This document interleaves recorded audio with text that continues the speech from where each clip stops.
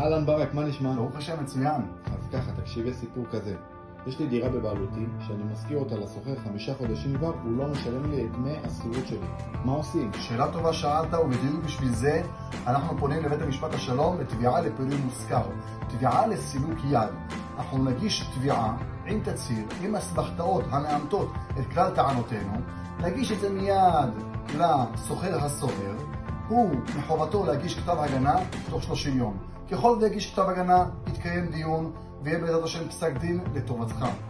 אם הוא לא יגיש, ניתן להגיש בקשה לפסק דין בהיעדר הגנה.